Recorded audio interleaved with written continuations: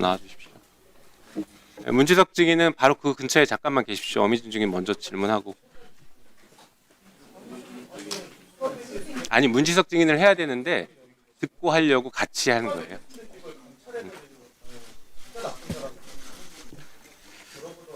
네, 시작하겠습니다. 남양주변 김영민입니다.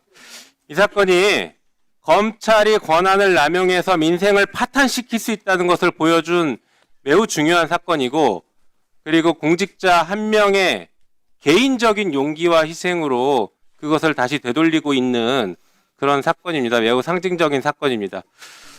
자, 이 사건에서 보면 크게 한 세 가지 정도가 있는 것 같습니다. 그 주인 검사에게 무혐의 수사 가이드라인을 어미준 검사가 지시한 의혹, 그리고 고의적으로 근로감독관이 확보한 압수수색 결과를 누락시킨 의혹, 마지막으로 문지석 부장검사에 대해서 지속적인 반대 의견을 제시하니까 정결권을 박탈시키고 감찰을 받게 한 의혹이 세 가지가 핵심 의혹인 것 같습니다. 자, 우리 어미준 검사 지난번 우리 그 청문회나 감사에서도 쿠팡 무혐의 지시에 대해서 일방적으로 주인 검사에게 지시하지 않고 주인 검사 의견을 들었다라고 했어요. 그리고 예, 네. 거짓이며 위증죄로 처벌받겠다고 했습니다. 그럼요. 네, 여전히 신가연 주인 검사에게 무혐의 지시하거나 가이드라인 준 거 없습니까? 말씀드릴까요? 짧게 말씀해 보십시오. 예 아니오만. 예. 아니 그 과정을 예 아니오만 답변하십시오. 일단 아니옵니다. 예, 그런 사실 좋습니다. 없고요. 그 조금 자, 설명을 증인. 드리고 싶습니다. 증인. 설명을 드리고 싶습니다. 잠깐만요. 대질신문 받아본 적 없죠? 대질신문 받아본 적 없습니다. 오늘 처음이겠네요. 예. 예. 짧게 말씀해 보십시오. 요즘 뭐가 어려우냐 하니까 한 세네 개 사건을 이야기해서 그 세네 개 사건이 왜 어려우냐 했더니 장기 미젠대 증거관계가 검토하기 어렵다. 그렇게 해서 그러면 증거관계가 어떠냐 하니까 A, B, C 사건은 증거관계가 이렇습니다. 됐습니다. 라고 답변을 하고 쿠팡은 기소하기 증인. 어렵습니다. 이렇게 이야기를 해서 제가 주인 검사 의견이 증인. 그렇다면 신속히 처리하자 이렇게 이야기했습니다. 네. 제가 그 얘기를 알고 있어서 지금 질문을 하려고 하니까 협조하세요. 자, 뭐 한번 일단 PPT 볼까요? 지금 말씀하신 사건이 몇 가지인 것 같은데 이게 뭐냐면 주인 검사인 신가연 검사가 증인한테 얘기 듣고 와서 지금 문지석 부장한테 보고하는 내용입니다. 메신저로 보고를 했어요. 이렇게. 거기 뭐라고 써 있습니까? 쿠팡 무혐의. 쿠팡 무혐의라고 명확하게 돼 있어요. 주인 검사는 증인이 쿠팡 무혐의 하라라고 이렇게 얘기했다라고 지금 보고하는 거예요. 이거는 무혐의죠. 자, 보세요. 답변 드릴까요? 자, 아니요. 답변을 묻는 게 아니에요. 지금 질타하는 겁니다. 증인이 지금 신가연 검사는 사건 맡은 지 한 보름 정도밖에 안 된 검사였는데 요거 청장실로 불러가지고 어려운 거 있냐 물어보면서 이렇게 무혐의라고 가이드라인 줘버린 것은 무혐의 하라는 지시인 거죠. 이거 인사평정하는 증인의 얘기를 어떻게 거절합니까? 일단 들어가십시오. 아니 문지석 검사 얘기 들을 거예요. 아니 답변을 좀 증인, 드리고 싶습니다. 제가 질타한 거라고 했죠. 질문이 아니니까 들어가십시오. 아니 근데 왜냐면 꼭 시간 좀 멈춰 주십시오. 그리고 증인의 저 태도에 대해서는 질타해 주십시오. 지금 나중에 질문하십시오. 저는 문지석 검사에게 지금 질문할 시간이니까 들어가세요.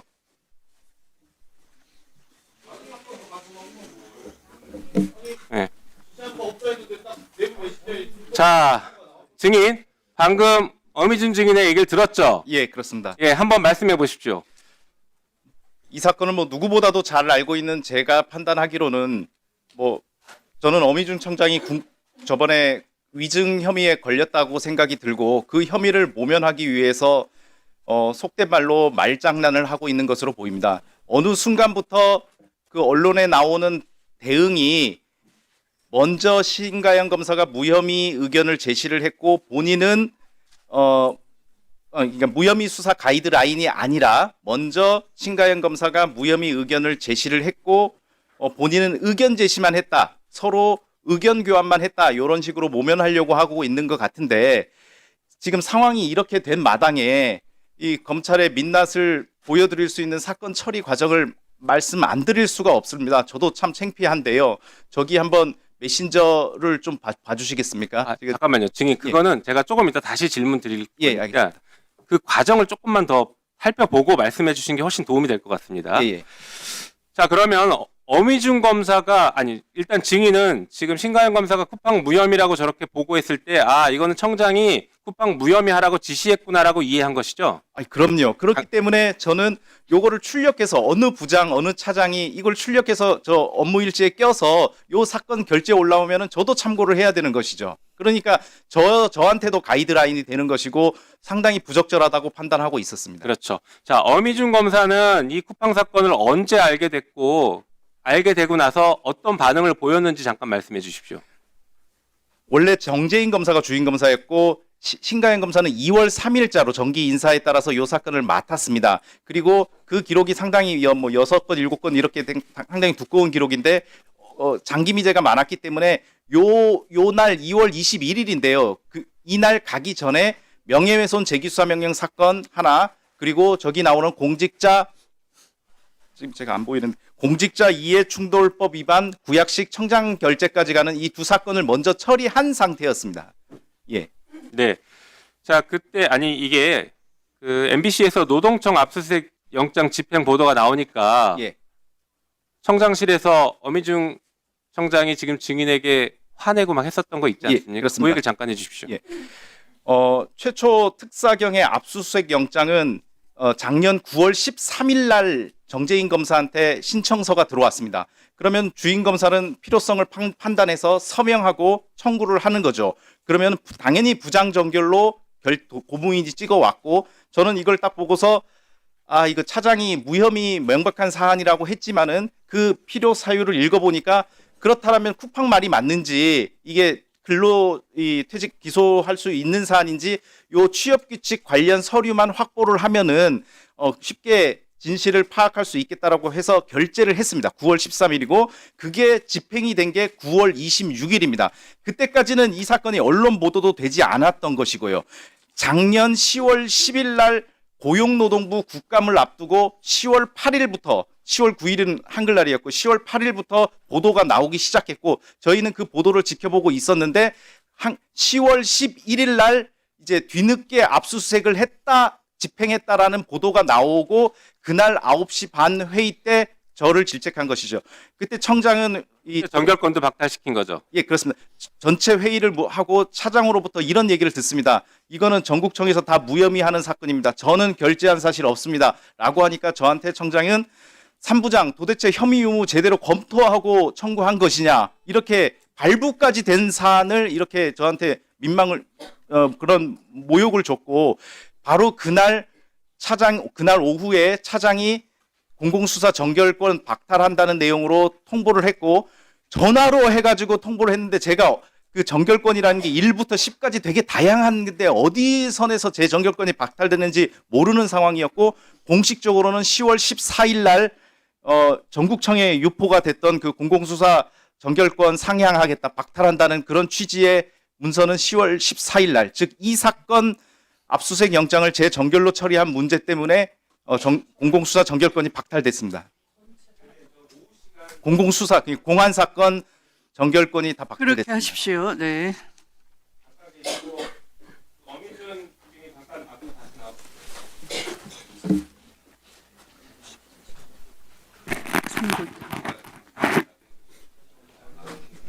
양심 적이잖아. 자, 어미준 증인, 이 사건이 불거진 이후에 신가영 검사랑 따로 연락한 적 있어요, 없어요?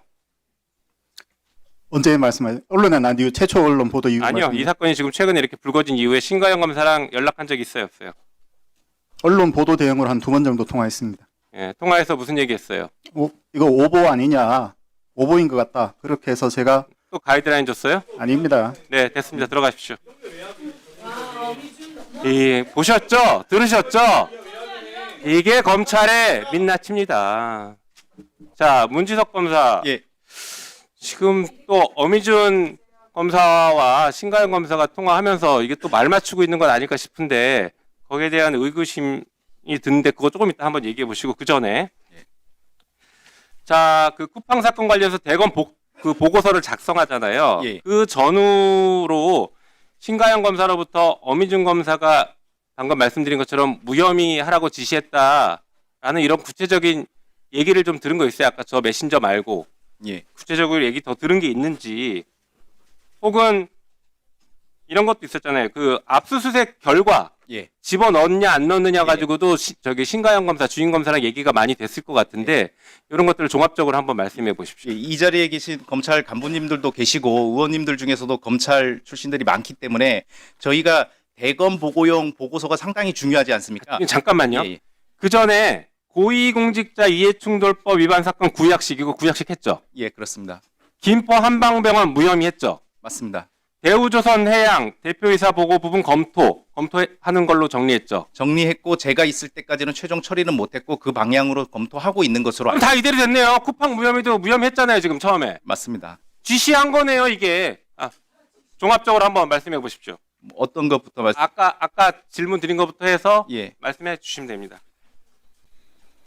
먼저 압수수색 결과 보고를 누락시킨 것과 관련해서 지금 검찰 간부님들도 많이 계시고 그 국회의원들 중에서도 검찰 출신이 많기 때문에 저희가 대검 보고용 보고서 같은 경우에는 먼저 주인 검사가 의견을 가져가지고 보고서 초안을 작성을 합니다. 그러면 당연히 부장이 먼저 뭐 의견을 제시를 하고 뭐 이렇게 그렇죠. 보완을 하고 다음에 그 차장이 검토를 하고 통과되면은 검사장이 있는 경우에는 검사장, 그리고 저희 같이 지청장인 경우에는 지청장까지 이제 의견을 일치를 해서 보고서가 완성이 됩니다. 그러면은 저희보다 상급청인 인천지검장에도 보고를 하고 그게 또 통과가 되면은 대검 공안부면 공안부, 형사부면 형사부 그쪽으로 보내게 되어 있습니다. 근데 말씀드렸듯이 10월 14일에 제가 공공수사 전결권이 박탈이 되었고 거기에 어느 독소 조항이 있냐면은 대검 보고용 보고서가 완성이 되면은 부장을 거쳐서 차장이 오는 게 아니라 부장과 차장을 동시에 쪽지를 보내라고 하는 겁니다. 그렇게 되면은 애초부터 제 의견이 반영이 안 되는 것이죠. 이해가 되셨습니까? 그러면은 저는 만약에 그 보고서에 이견이 있거나 어떤 의견을 제출하면은 주인 검사한테 얘기하는 게 아니라 차장 검사한테 얘기를 하는 것이고 차장 검사가 그거는 뭐 필요 없다라고 하면은 대검에 가게 되는 것이죠. 그렇기 때문에 이 사건 1차 보고서, 1차 대검 보고서, 2차 대검 보고서에는 사전에 제 의견이 반영이 안 된 겁니다. 그래서 주인 검사는 그런 가이드라인을 받은 상태에서 청장과 차장의 의중을 당연히 읽죠. 그걸 모르는 평검사가 어디 있겠습니까? 그런 다음에 보고서가 발송이 됐고 그래서 저는 신가영 검사도 너무 스트레스를 받아 하니까 그래도 걱정되는 마음에 보고된 다음에 아니 지금 잠깐만요. 잠깐만 기다려 주세요. 저는 잘했습니다. 그러나 국정감사가 무슨 저분 오해 판단을 이유로 이렇게까지 자, 위원님들 김용민 위원님께서 주질의를 마치 다 할애를 하셨고 또 보충 질의 시간도 당겨서 지금 3분을 쓰신 상태에서 지금 그 증인이 자, 위원장이 말을 이어나갈 수가 없네요. 워낙 신동우 의원님이 큰 소리로 고함을 지르다시피 하니까 위원장 말이 자꾸 끊깁니다. 진행이 안 됩니다. 조용히 해주세요. 왜 의사 진행을 방해하십니까? 조용히 좀 하십시오. 계속 고성으로 뜯으시면 진행이 안 됩니다. 질의를 할 수가 없습니다. 그만하시라고요. 조용히 하세요. 그동안 그렇게 나쁜 짓을 제가 제 보충들이 시간까지 저는 한다니까요. 자, 위원님들도 질의 시간 내에 질의를 하셨고 답변자가 시간이 경과하는 경우에 제가 어느 정도 다 감안을 해드렸습니다. 왜냐하면 짧은 시간에 답변자가 답변을 다 할 수가 없기 때문에 답변자로 나오신 문지석 증인께서는 그냥 이 장소는 소란스러워도 이 마이크 음성은 국민들께서 다 들으실 수가 있기 때문에 여기에 신경 쓰지 마시고 차분하게 하실 말씀을 해주시기 바랍니다. 제가 말씀드리겠습니다, 그냥 위원장님. 하시면 됩니다. 10월 14일 날 정결권이 박탈되기 때문에 사전에 제 의견을 제시는 못했고 사후에 대검에 발송된 이후에 신가영 검사를 불러서 그래 네가 되게 신가영 검사는 되게 스마트하고 되게 똑똑한 친구입니다. 그래서 되게 똑똑해서 어떤 결론을 내렸겠죠. 고충이 있게 결론을 내렸는데 그래도 최소한 노동청에서 확수한 압수수색 결과는 넣었어야 되지 않느냐. 그것 때문에 전국청에서 제가 정결권도 박탈당하고 이런 상황인데 그거는 좀 넣고 어떤 결론을 내리는 게 맞지 않느냐. 맞는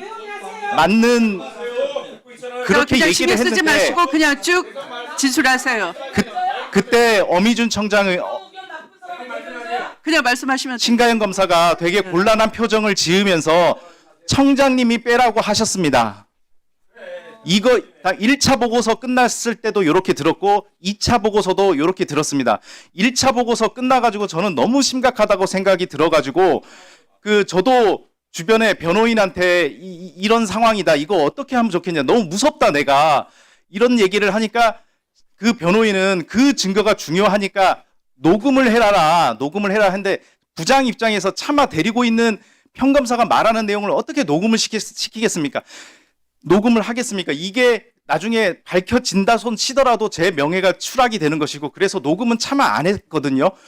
그런데 전국의 어느 평검사에 차장과 부장이 이 사건에서 의견이 대립하고 있는 상황이고 부장이 영장을 청구했다는 이유만으로 정결권이 박탈이 됐는데 그 부장은 그리고 계속 그 압수수색 결과를 대검 보고서에 포함해야 된다고 주장하는 것을 주임검사도 잘 아는 그런 상황인데 주임검사 마음대로 본인의 판단에 그렇게 뺄 수 있는 사람은 전국청의 평검사 중에 없을 것입니다. 그 부분은 지금 여기 계시는 간부님들도 다 동의하실 겁니다. 만약에 제가 신가영 검사한테 그런 이야기를 청장님 지시로 청장님이 빼라고 하셨습니다. 요 두 번 들었거든요. 요 두 번을 들은 사실이 없는데도 지금 국민들 앞에서 제가 이 자리에서 거짓말을 하고 있다라고 판단하신다면은 이 자리에서 저를 위증으로 구속영장을 청구해도 저는 실질심사 포기하겠습니다. 네. 다음에 그 수사 가이드라인 잠깐만요. 1분만 위원장님 자, 보충 질의 시간을 당겨서 쓰시겠다고 하니까 위원장이 허락을 한 것입니다. 조심해 예. 주세요. 지금 그냥 말씀하시면 됩니다. 그 수사 가이드라인이 잠깐만 증인 제가 질문할게요. 지금 소란스럽더라도 신경 쓰지 말고 들어보세요. 어미준 증인은 뭐라고 했냐면 그 문지석 부장이 대검에 별도로 청에서 보낸 의견서 말고 별도로 개별 보고서 보내면 된다. 그러니 문지석 부장의 보고서까지 같이 들어갔으니 대검이 판단하는데 문제 없다 이렇게 얘기하는데 그거 거짓말이죠? 거짓말입니다. 그 얘기를 해주십시오. 그 얘기 한번 해주십시오. 예. 자, 진술해 주시면 됩니다. 예. 해요. 지금 자, 나경원 위원님 어미준 청장이 목소리가 너무 크십니다. 4월 18일 날 제가 여러 번 의견을 제시를 했고 4월 18일 날에는 차장한테 쪽지로 너무 부당합니다 해서 제 의견을 5장짜리로 전달을 했고 그거를 대검 담당자한테 보냈기 때문에 자기는 허위 보고가 아니다라는 그런 얘기를 하고 있는데요. 이것도 검사 게시판에 올렸습니다. 저는 그 대응을 하지 않은 게 오늘 국민들 앞에서 설명드리려고 그거를 공개를 안 했는데 제가 5월 29일 회의에 내용을 청장과 차장하고 대화를 녹음을 했습니다. 그때. 그러니까 저도 그때 어떤 얘기를 했냐면은 청장은 저에게 막 따지면서 4월 18일 본인은 부장 의견서를 그대로 대검에 전달했다. 차장님 전달하셨죠? 이렇게 얘기를 합니다. 그러니까 차장은 그때 이런 얘기를 합니다. 대검에서는 부천지청의 공식 의견서 외에는 접수나 검토할 수 없다라고 얘기를 합니다. 대검 입장에서는 공식 부천지청의 보고서를 검토하는 것이 이렇게 사이드로 제출한 것까지 다 일일이 검토할 수 없는 것이죠. 그러자 청장은 저한테 대검에서 받지 않겠다고 하면은 저번처럼 문 부장이 직접 또 전달하면 되지 않겠느냐라고 얘기를 해서 저는 너무 황당해가지고 3월 7일 날 저희가 대검 담당 과장한테 제 의견을 전달했다는 이유로 저한테 10분가량 폭언을 했거든요. 대검 감찰 지시하겠다, 재배당 조치하겠다. 그렇게 폭언하는 사람이 4월 18일 별도로 또 어떻게 제가 또 의견을 제출하겠습니까? 안 그래도 지금 완전히 바보가 되고 지금 제 의견이 하나도 반영이 되지 않는 상황에서 별도로 제시를 해라. 그러니까 지금 어미준 청장은 4월 18일 날 제 의견서를 대검에 보낸 것만 지금 언론에 얘기하고 있는데 대검 담당자가 접수 검토할 수 없다라는 그 회신은 숨기고 있는 것이죠. 맞습니다. 숨기고 있는 것이고 요걸 가지고 또 검찰 내부를 현혹시키려고 하는 것이고 물론 대검 담당자가 공식 의견서와 함께 대검 담당자가 제 의견을 검토했을 수도 있죠. 했을 수도 있는데 그 검토의 강도가 다르지 않겠습니까? 공식 보고서랑 사이드로 제출한 거는 공식 그 검토 강도가 다르고 그러니까 쪽지로 딱 보내니까 그냥 접수는 수시는 되는 거죠. 수시는 되고. 자 대검에 자, 송석준 의원님, 국감장에 함부로 고성어로 고함을 치시니까 예. 자, 오늘 발언 제안하겠습니다. 예, 당시 차장이 대검 담당자한테 보낸 시간이 송석준 의원님에 대해서는 발언 제안합니다. 16시 몇 분이라고 기재돼 있는데 그날 17시 10분에 저한테 보낸 쪽지가 어떤 거냐면은 17시 10분에 대검 담당자랑 다 통화한 다음에 제 의견에 대해서 차장이 글쎄요. 부장님 주장하는 내용은 논리도 안 맞고 그냥 억지 부리는 것 같은데요. 도대체 주장하는지 뭔지 모르겠네요. 요런 메신저를 저한테 보냈습니다. 이렇게 보낸 사람이 대검에 제 의견이 제대로 전달이 됐을지도 의문이고 대검 담당자가 제가 제 의견을 제 의견에 대해서 접수할 수 없고 검토할 수 없다. 대검 담당자 입장에서는 당연히 이견이 있다면 공식 의견서에 넣어달라는 취지입니다. 예. 제가 말씀드린 게 그겁니다. 다 정리가 됐습니까? 네, 증인 수고하셨습니다.